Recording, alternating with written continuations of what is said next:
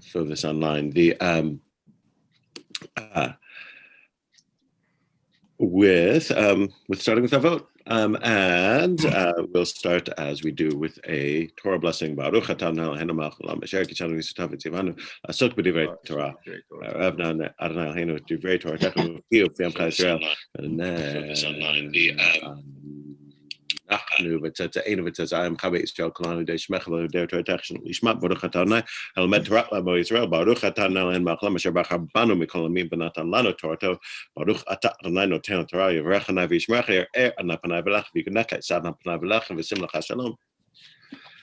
These are the things for which there is no prescribed measure. Leaving the produce at the corner of a field for the poor, offering the gifts of first fruits to the temple, pilgrimage offerings on the 3 festivals, deeds of kindness and love, and the study of Torah. Elohim she'adam ochel piratam ba'olam hazeh v'ken klamet lo la'olam haba Elohim kavod abaem gemilut chasidim v'chasad veda midrash shachrit v'aravit chasad rochim v'kor cholim v'chasad chala v'lut hamet v'yuvun tefillah v'abat shalom ben adam l'chavro ben lish l'ishto v'talmud Torah kenaged kulam. All right, so we have made our way to Mishnah number something. It is chapter 2, and towards the end of it, I was just looking at it, number 18. This, if you're looking in the Lav Shalom, it's at the top of page 242, or it is Mr. 2, number 18, in whatever edition you're looking in. Though again, sometimes the numbers are different in different editions. Rabbi Shimon is where we're up to, and we're going to learn why we're doing it both wrong and right every day. And what I did a moment ago is both wrong and right. This is a nice one. Actually, the last all of the balance of this chapter are tend to be in the greatest hits category. All right, number 18. Rabbi Shimon Omer. Rabbi Shimon used to say, and again, muting everybody, but feel free to unmute yourself and throw in if you have a question, comment, however you like it.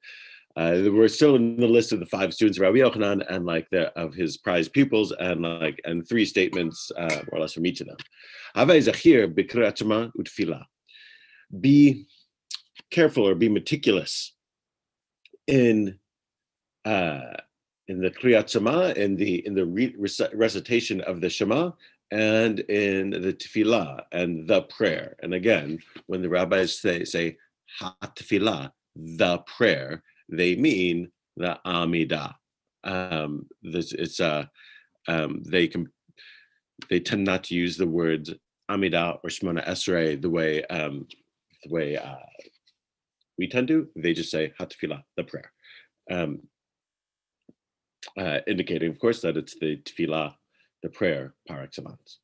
Shata mitpalel, as that's thing 1. We'll go through all of them, then we'll go back and pick it apart. Shata mitpalel al ta'asa ad tfilatcha keva, eila rachmim v'tachmim lifnei makom. And when you pray, don't make your prayer a fixed thing. Rather, make it like a plea for mercy and for compassion before the omnipresent, as it's said. And here he'll quote the book of Joel. We don't quote the book of Joel all that often. It's one of the less plumbed corners of the Tanakh. But he quotes the book of Joel here. Hi chanun v'achumhu.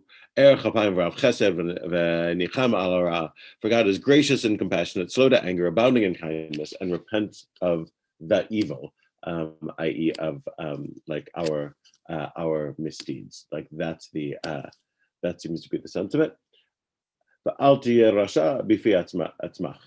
And do not judge yourself to be a wicked person, to be a bad person. Don't judge yourself to be a bad person. Right, so those are Rabbi Shimon's 3 central statements, and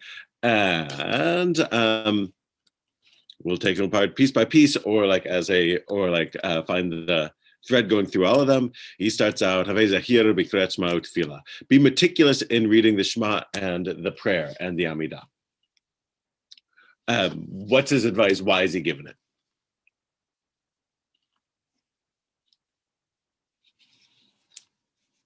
You're supposed to be davening with kavana, but you don't take it for granted that you've done it, like you say, you've done it every single day. Well, here, this first statement is not talking about kavanah, right? So the kavanah is intention and like being really focused on it. Here,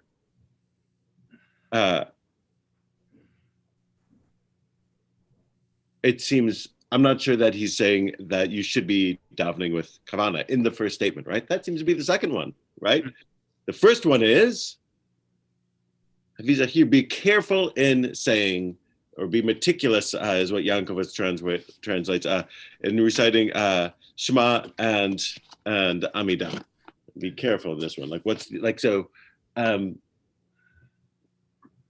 What does it mean? If somebody says, "Be careful in saying the Shema and the Amidah," like, what would you think that they mean? I think he's saying, don't make it routine, because if you make it routine, it's going to lose any meaning, any impact, and it'll be like, oh, I got to have my morning coffee. Oh, I got to say the morning Shema. It's not going to have so to speak. I think you're right for the second piece, and it may be telling that that we're still skipping over the first piece. The first piece, I'm not convinced that he's saying say it with the full heart. That's after the comma. Be careful when you say the Shema and the Amidah. Or like it could be the case. Like I would say that you could be right that this is just a prelude to the next part of the sentence. Sorry, go ahead. Somebody was throwing in. I was going to say, is it about, if that was me, is it about, you know, what we've been talking about in the Talmud class about like the time and all that kind of thing?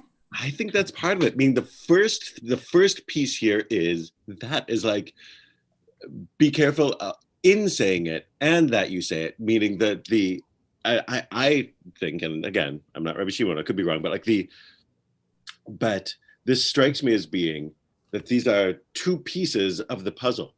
The first one, be careful in reciting the reading of the Shema and in the Amidah. And then the next one is make sure your prayer isn't a fixed routine. Meaning the first one is make sure your prayer is a fixed routine, exactly what Sherry is saying, that like you have there's a time to do it and an obligation to do it. If I only pay attention to like the middle of what he's saying here, and you know, that when I pray, my prayer has to be how does he say it? A plea for mercy and grace before God. Like, if I wait till I'm in the mood to say prayers that are sort of like outpourings of my heart before God, that might not be all the time. And it certainly isn't going to be, you know, between, as we'll learn in the Talmud class, like, you know, between dawn and the third hour of sunlight on every single day, or, you know, time for mincha, Mari, like that. I'm obligated. So the first thing is make sure you say it. No matter what, you are obligated to say the Shema and the Amidah. Make sure you say them. Make sure you say them correctly. Make sure that you say them at the proper time. Make sure you say them with the proper words. This is the first one seems to be careful. You have to do it. This is your obligation. The second one is, make sure that your obligations aren't discharged, aren't discharged by rote. If you do it by rote, you're doing it wrong. So, yes. Rabbi? Yes. Didn't we just violate that when we started this? Oh, yes.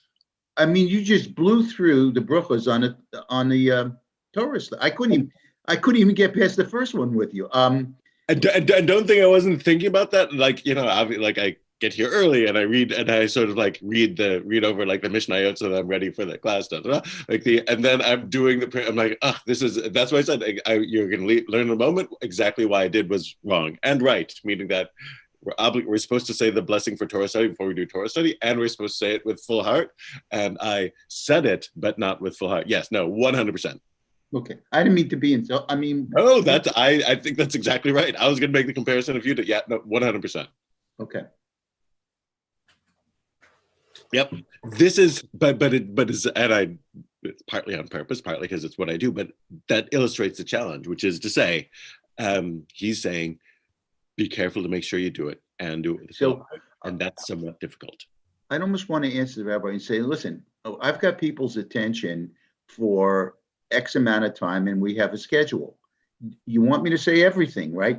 Number one, you said I'm obliged to say all this, right? Mm-hmm. I can't squeeze this into 30 minutes without blowing through some of it. So it is what it is. This is it. I mean, welcome to all of Judaism in general and conservative Judaism in particular, right? This is part of our constant issue. And notice the fact that this is one of his top sayings, Rabbi Shimon, from the time, again, this is Rabban Yochanan's disciple. So this is somebody from the time of the destruction of that temple, right? He is literally living in the 1st century. And here we are in the 21st century. And we can have a Jewish Life meeting this month, like where we sort of like talk about like the sort of like the push and pull between these exact things. Sort of like sort of like authentic and full Judaism is to say these things and to say them every day and to say them properly. And if you're not saying them like with full heart, then you're doing it wrong, right? And how do you square that circle? He's bringing up that difficulty already. Rabbi, we have a tendency when we daven to daven, I don't want to use the term quickly, but you're supposed to daven to be able to get every word in correctly. And thinking about it, it would take 8 hours to daven every morning. It would be. Right. And I try. We don't have 8 hours. When I try to daven in the morning, I try not only to read it in Hebrew, but I also will read it in English so I can comprehend it sometimes a little bit better. But I do it quickly. It's hard. You know. And even the term daven, but like I certainly use the term daven sometimes to mean prayer and sometimes to mean zipping through it. Like if like I don't know, when Rabbi Sisha and I like sit down to like go over like high holidays or something like that, or like literally I'll be like, all right, this page, just daven it through. Meaning zip. And don't do it the way he says in the middle statement here, like with deep brooding emotion, and that's not what you're supposed to. And again, like this, it's there's a difficulty here. And this is part of the push and pull, which is how do you include as much as you can and make sure that is something of that there's feeling in it.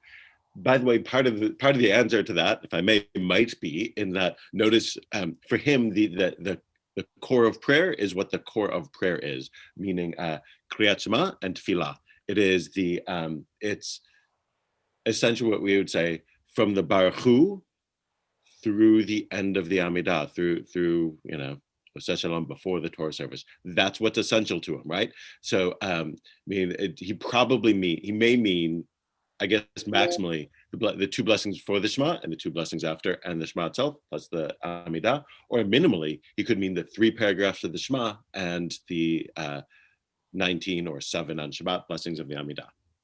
Rabbi, just because something is done rapidly, that doesn't necessarily mean it's done thoughtlessly. No.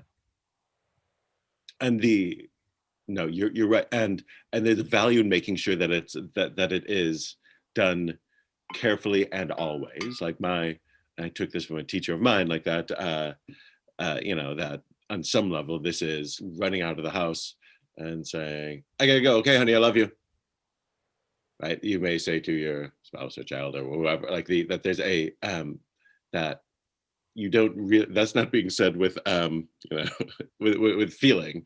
Not saying, oh, thank you for coming into my life, mother, and giving me life, or whatever it might be. Like you're just saying it as a matter of rote, but saying it means like communicates something and allows understanding that you can't be all emotional every day, and allows you to go into greater depth when the moment allows for it.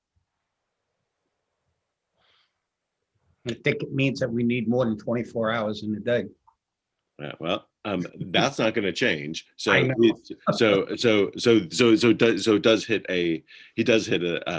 a difficult moment in Jewish thought here, which is be meticulous in saying it. And as the Orthodox, the Sim Shalom commentary has a nice piece here.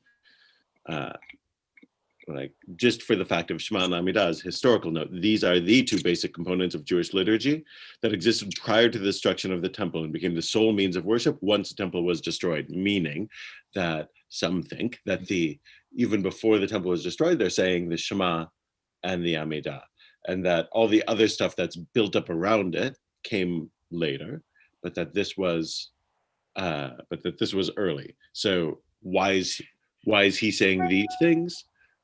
These are the carryovers from earlier ages, even for him living in the first generation after the destruction.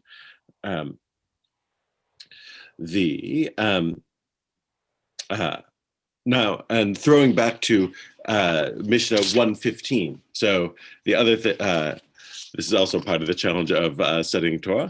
If you're way back when we did Mishnah 115, Shammai Omer, Osei Torah Keva, make study of Torah fixed. Omemna Atva Osei Arbe, say little and do much. And greet every person with a cheerful face. Right there, your Torah is supposed to be like a fixed thing. Here, he's saying, be careful not to make not to make it a fixed thing, but rather a plea. Yeah. I have a question, and it's kind of tangential, and I know that this doesn't address it really, especially for the Amidah. Does it have to be in Hebrew that you get through it, or no, absolutely not, absolutely not. So the halacha on that stuff is to say it in a language you understand or Hebrew. Meaning that it for the rabbis, it always counts in Hebrew because this is Lashon HaKodesh. This is the language that with which we connect to the Kadosh Baruch Hu. So, but given God's multilingualness and like more to the point, the fact that it seems to speak to two things. We're not praying for God. Even if we're praying to God, we're praying in some sense For ourselves, right? Like God's not that. This is sort of like the central key thing of tefillah. Sometimes when prayer, especially in modern society, is mocked, like what you think it's a standard bit with comedians. Like you think you're gonna change what God wants. God's got a plan, and you're gonna say, like make me better or like change this or change that, and you're gonna like, God, I need your convincing. Like this is ridiculous on its face. What are you telling God what to do? That's silly. But of course, it's not God we're looking to change. It's us we're looking to change. There's no man with a beard in the sky who's going to zap down what we request when we're doing this stuff. We're really I think we're really looking to do something else because the world works the way the world works. It's something else we're doing when we pray, and so in that sense, doing it in the language that we understand, or in a way we understand, is relevant and important. So, in response to Lisa's question, and further to that, so you're saying pray in a language you understand, or in Hebrew, if that's a language you understand, or without regard to whether or not. So that's a carve out. Second one, exactly. There is a carve out for Hebrew, meaning don't pray in don't play in Arabic if that's a language that, for Maimonides' primary language, like that, if that's not a language you understand, or French or whatever, but yes, pray in Hebrew whether or not you understand it. It is a carve out. So further to that, if it's in Hebrew and it's a language that you don't understand, but it's in Hebrew, that makes it okay. It seems to me that this is with regard to the speed with which people will daven, that maybe perhaps once you understand the details, this sort of is the part where you're in the zone. So you can fly through it because you've gotten to the essence of the prayer service. So even if you're locking in for just a short time, the goal is to get to that point. It also reminds me in the Friday and others, but the Friday night service after the Amidah, when you have the repetition, the summary repetition, and so to capture the essence of what's just been recited. So it's been condensed. Right. So that people can sort of like grab onto it. Yes. And to your middle point there, I think when you're speaking, and it's sort of like maybe, zipping through it, as it were, like if you know it very well or things like that, like maybe you're accomplishing his, that it's a plea for supplication and mercy, because God is forgiving. Maybe and maybe not. Maybe it's it sort of varies.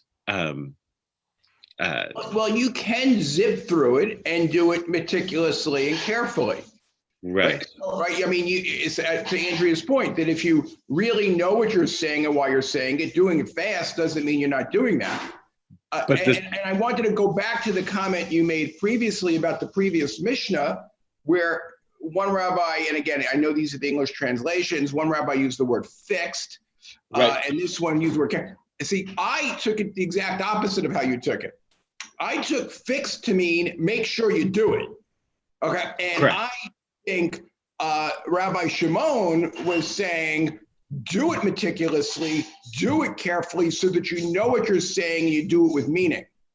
As opposed to being carefully, make sure you do it. I think fixed means make sure you do it. And meticulously and carefully says to do it with fervor, do it so that you know exactly what you're saying and what you mean. And the only other comment I wanted to say, independent of all that, is what I think makes Pirkei Avot so amazing is how human nature has not changed in millennia, which is why we do this, because these things these people said, centuries ago still hold for some of the things we do today. I find it amazing.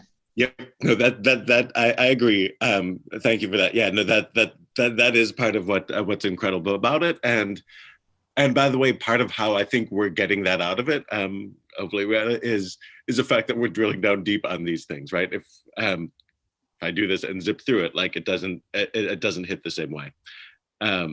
What if a person has a stutter?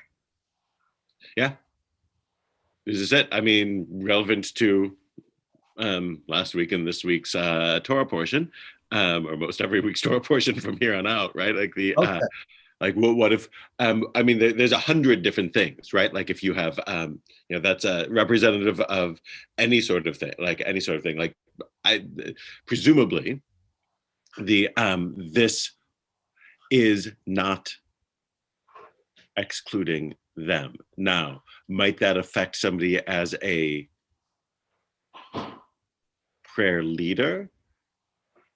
It would presumably affect somebody's ability to be in that role sometimes. So maybe not.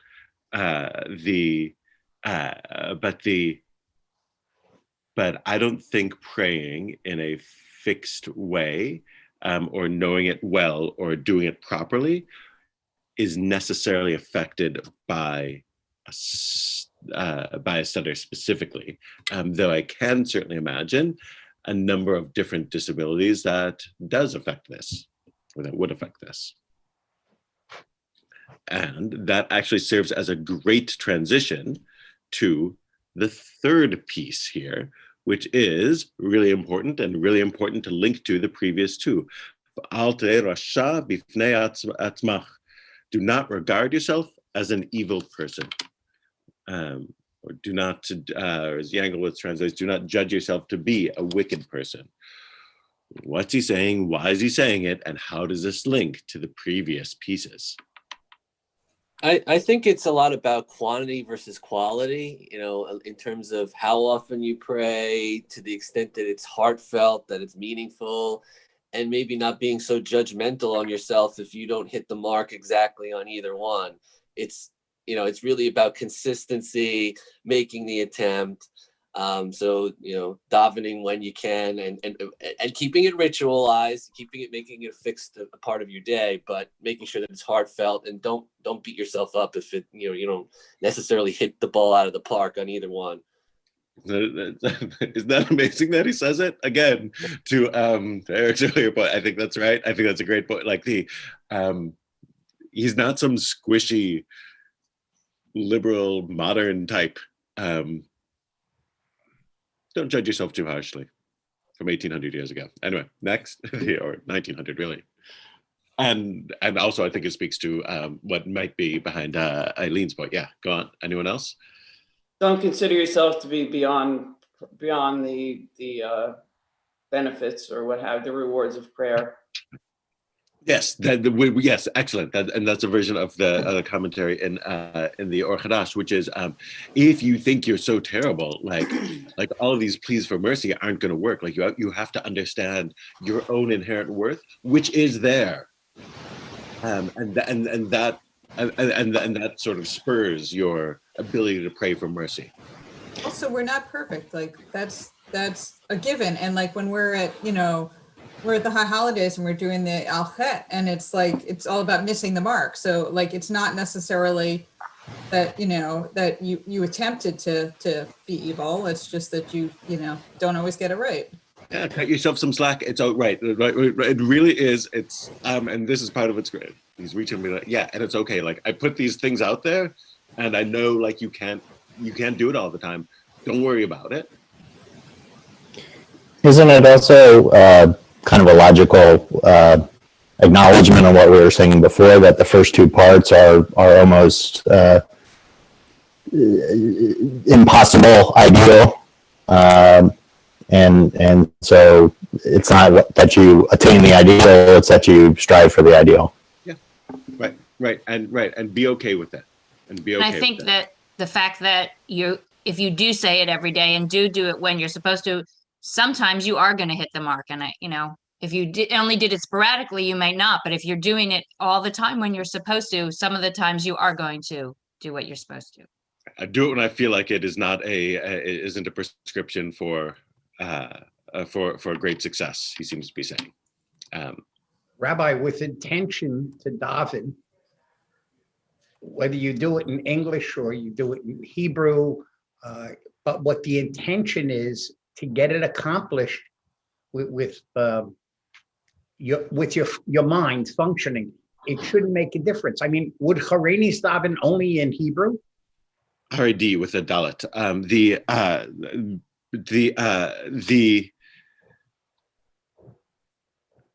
I mean, I can't speak for somebody else, but generally speaking, yes, Aramaic, with the language of the Siddur. Though that doesn't mean that you wouldn't study outside of the time in a language that you understood, or delve deeper in outside, but like the Adar, you would discharge your obligation during the fixed prayer times with that. But I feel like the last piece is super valuable, both in general and both for this piece and in general, right? Don't judge yourself overly harshly. Know that God is a merciful and loving God, and that is an article of faith.